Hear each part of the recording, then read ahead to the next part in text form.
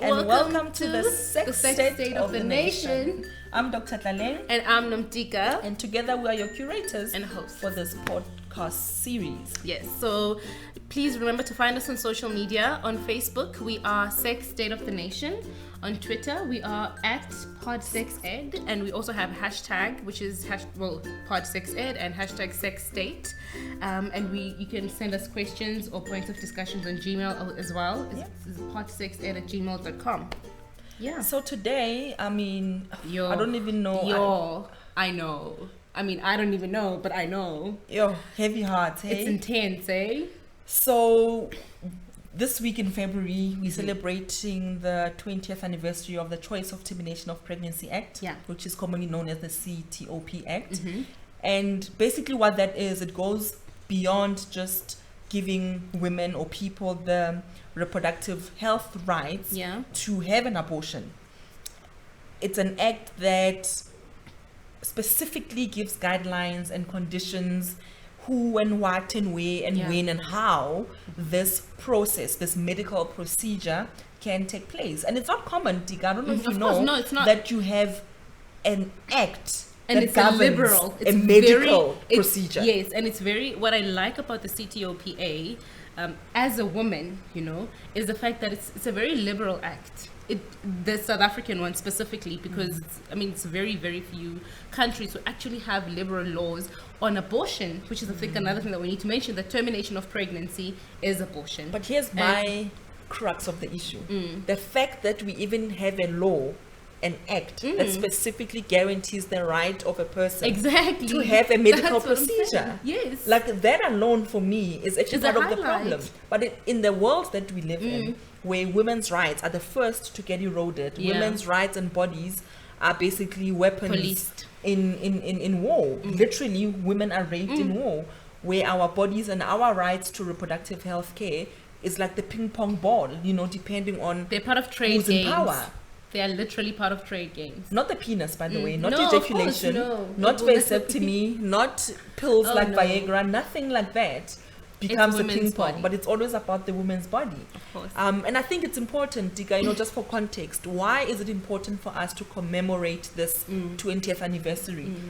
We know the history of South Africa in terms of racial oppression and segregation. And throughout all of that, one of the biggest tools that were used was, again, policing of people's reproductive organs. And white supremacy, it was in its own interest to outlaw abortion because they wanted white babies to be born. They wanted so that they can procreate. Exactly. So make more white babies so they can dominate. Laws had to do with limiting access for white people, for white women specifically, just so that they can procreate. And which means that black women and having an unsafe abortion wasn't really a priority. It never mattered. And it really didn't matter because at the end of the day, that's exactly what they wanted. Needed. That's what white supremacy and oppression was about. It was about restricting white women from killing white babies. Of course. That's how actually it went down. And what's sad for me is that I don't think on an implementation level, our politicians and people that are in the positions of implementing understand the purpose of abortion restriction in the context of South Africa. White women were always affording to go to the UK, to London, to Scotland to have all these abortions. That's privilege. And that's privilege on its own. Which is something that... But now fast forward to 2017, where you still have the white women who are the ones who are working with the resources, the monetary resource, to pay for a private clinic to have an abortion. And it's still now the black woman who's dying. So in fact, the system right now is just perpetuating that very same principle of not caring about black women, either safety or having medically safe procedures, specifically when it comes to abortion care. And it's interesting how, still on the point of why it is important to sort of have this 20-year anniversary as a form of reflection to look at how far we have come and look at where we are now. Because obviously if you look at these laws, politically restrictive laws based on our history, including the Abortion and Sterilization Act and how those have evolved into this Choice of Termination of Pregnancy Act, which looks so flowery. But if you look at it on an implementation level or on an implementation aspect, it's still very restrictive but unfortunately it's still very restrictive to Black women, and it's like a sad cycle, because you actually get to realize that nothing has changed. There is no justice, because the health rights don't guarantee health access. And because women continue to die, about 84 women die every month due to either an unsafe procedure or an illegal abortion provider. Yeah, and that's more than 1,000 women every year, and there's no outcry for that. And the sad thing is that obviously not all facilities are designated to render abortion services, and that has to do with resources. But of the 100% of the facilities that are actually designated, only 40% are functional. And that's if you what we look know. Yes, and that's what we know. Actually, that is what we know, because because it could be less than that. And if you look at the service actually on those operational facilities, and I mean, because from yourself, also from a medical perspective, and as a doctor, you know, and you've been in these spaces, and you understand between how frustrating it can being be. out of stock of supplies, between out of lack of medications, lack of analgesic medication. Analgesic. The health workers are poorly trained in this procedure, because even as an undergraduate medical student, I had to take extra care and interest to actually learn how to do this process and procedure in a safe manner, and actually, acquire that skill to be able to do this unsupervised. A lot of people graduate from medical school, they go through internship, community service, and yet they still cannot perform this very basic, often life-saving procedure, because many women in South Africa still present to a health facility as a complication of an unsafe abortion. So a lot of women have lost a lot of blood. Some of them have retained products. Some of them come because they have a discharge that's been spending for months now. And you then realize that it's because of an unsafe, incomplete abortion that happened weeks ago that now someone is coming with complication. So sepsis is a big killer. Some women, in fact, we never talk about the morbidity. Everyone is about, the stats about mortality, the people dying. But so many women survive, but they're surviving without their wombs. So their future fertility is completely, it's gone. Because of the sepsis that then moves from the cervix, from the vagina, all the way into the womb, into the tubes, sometimes into the abdomen. So you have women who, from one procedure that was unsafe, the rest of their future fertility is gone, because they now have to have a hysterectomy. What I'm going to ask is also just to kind of give because I'm sure some of our listeners don't necessarily know much about the CTOP and what it is and what rights they have. And I think part of this conversation is to also just to make it aware what is this choice of termination? What does it guarantee? Because I know it guarantees choice, but obviously I've had to access that information. So what does it say? So how does it work? So the reason why I really think there is no information that's reliable on any government website about abortion is because if people don't know they have certain rights, they can't fight for them. Of course. You can't demand a service that you don't even know that you have the right to have. Access, So one of the things is that women often present late to the clinic to request for an abortion, and sometimes when they do, they're not really even sure what should be happening. So one of the things is that in South Africa, as protected by the law, any person can request an abortion from their doctor or from their clinic or midwife as a choice. They don't need to have a reason. No one's consent, I think, as well. The consent that they need is of themselves. And it has to be an informed consent, which means you need to know, firstly, what the procedure entails. You need to know possible complications. And, of course, in terms of the how-to. So I will come in today and do what? And then what will I come back in 2 weeks for a checkup, for example? This is from the age of 12. This is from the age of 12. And so, even 12-year-olds don't need parental consent if they want to access abortion services. Don't. And here's the thing, right, is that I've seen so many women come and they have to act out this misery. They have to act out all these complications in their lives, and often many of them make up stories just so that they think they need to convince me as a doctor to be able to say, oh, okay, so you are the woman who deserves an But I mean, abortion, look at these. which is quite I've sad. seen it a lot. I mean, really, for me, I'm not really bothered by these armchair pro-lifers who sit there and tell you that abortion is murder and whatnot. But it's problematic because obviously it does affect how the system in itself operates, because the reason why there isn't a sense of urgency from our government is because of that stigma, and they view it as but also, I mean, I've seen how they also look at it in the context of, well, at least if you were raped, at least if, which is, as a woman, in order for you to access or to have access to your own rights and services, you need to be violated. You understand? It's the same way in which we measure a woman's strength. Do you know when I say Nalane is strong and someone asks me why, and I'm like, well, she's a wonderful black woman, she's a doctor, and they're like, well, she is. Maybe. But I mean, XYZ was raped and she's got 3 kids and she's poor and she's HIV. It's like you have to take a whole lot of shit for you to be considered someone that's strong. And it's the same.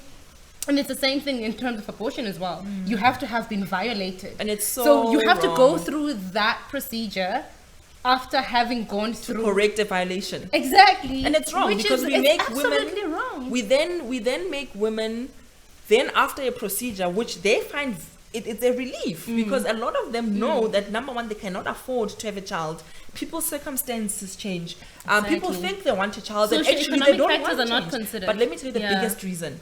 Women are on contraceptives and they do not understand how the contraceptives work, what precautions they should take, for example, if they miss a pill or two.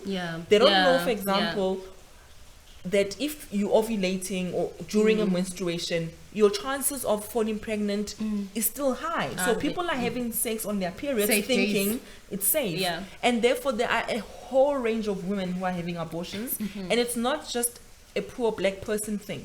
It's not just... a reckless young person thing. But that's what it's attached to. I mean, there was a global study, right, in 2016 that showed that 73% of people requesting abortions were married couples. Were married women, But no one will give you the stats because then it means it goes around. And it takes away from the existing and sort of perpetuated idea of it's reckless young girls people who are having sex, because again with those comments of, well, you should not have had sex in the first place. Why do you want an abortion? As if we're having it on our own.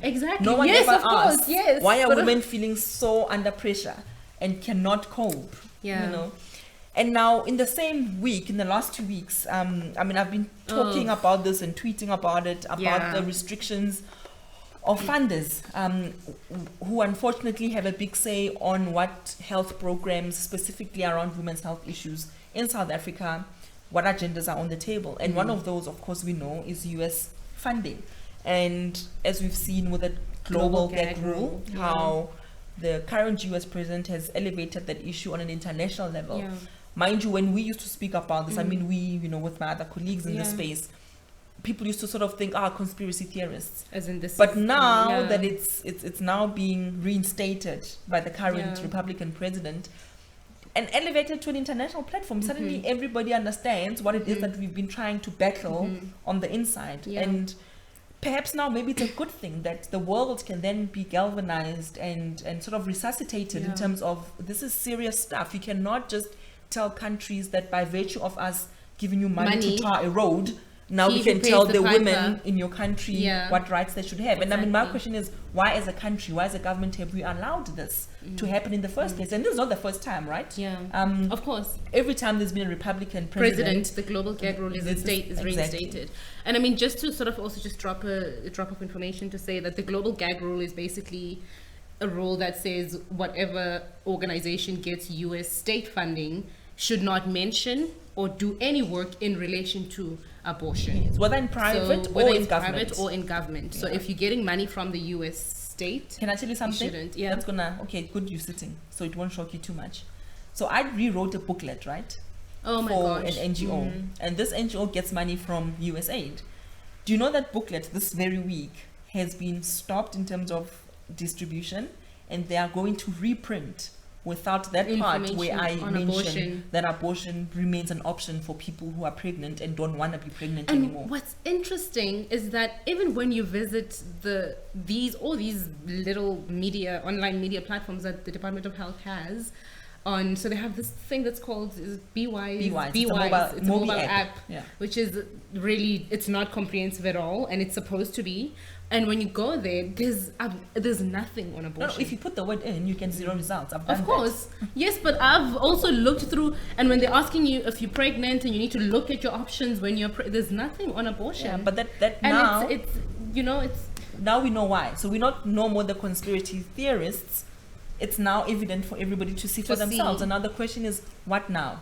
Why is it then we still outsource a fundamental area of healthcare, which is women's health, and allow foreign governments to set the agenda for us. We don't have a national agenda. We have restrictions. We have restrictions that are brought through by the funders. And why did we allow that in the very first place?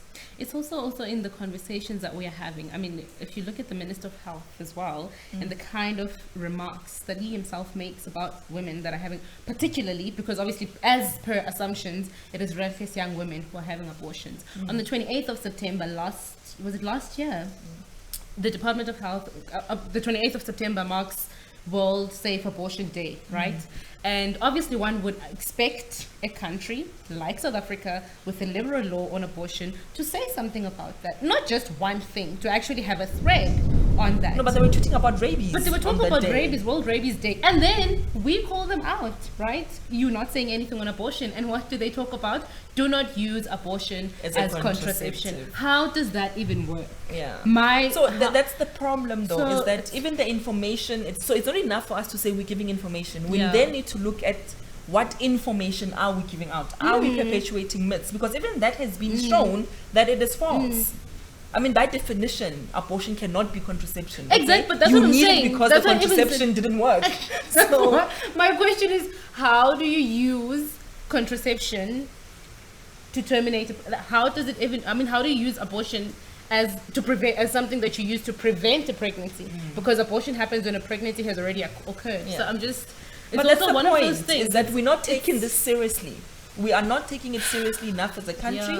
And because we think it's a problem created by women by being reckless, we then punish them. Do you understand what I'm saying? We then punish them. So this thing will... Yes, on that note, I'm sorry, I was at this conference in Ethiopia, a regional conference on safe abortion, and one of the sessions there on abortion stigma was looking at how some of these observers, obviously they go to these clinics and they look at how healthcare providers treat women that are there and seeking abortion services. And so one of the questions that I had as well was, obviously if you tell healthcare workers or teachers even everywhere, if you say there's going to be an inspector or someone that's coming to observe the work that you do, they are on their, in inverted commas, their best behavior.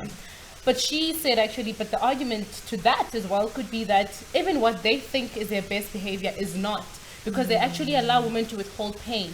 So they actually let them be in pain by saying, by virtue of them implying that they mean well, because they want women to not have abortions again. So you need to feel how excruciating it is for you to be in pain as you are now, so that next time you don't do it anymore. So it's more like an internalized, that's called reproductive violence, right? That's reproductive healthcare violence. And you see it in maternity wards, you see it in clinics, and it speaks to the hatred that generally people have towards women and the fact that we are sexual beings. And by being a sexual being and us seeing this physical proof that you've been sexual, now you are pregnant, we will then punish you.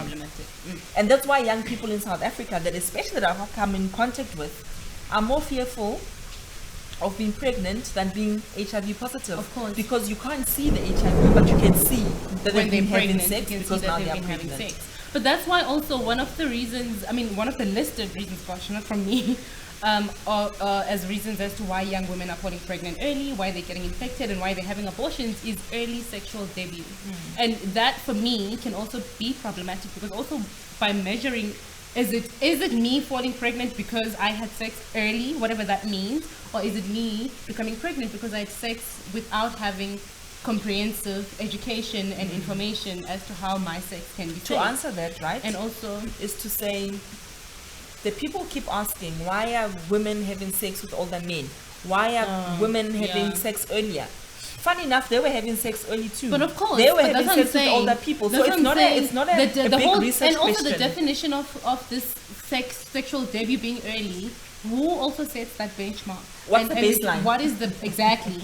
You understand? Yeah. So I mean, it's. I just feel that we keep asking questions that aren't moving us forward in terms of solutions, in terms of saving lives. We're asking blame questions to further perpetuate the idea that, you know, if women could just close their legs, half of these problems would be solved.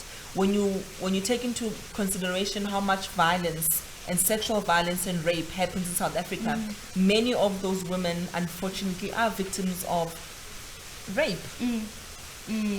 So we really have to think hard about, you know, our stance as a nation, as a country, and realize that the laws have to mean literal access to safe procedures. And it's not a money thing, Dika.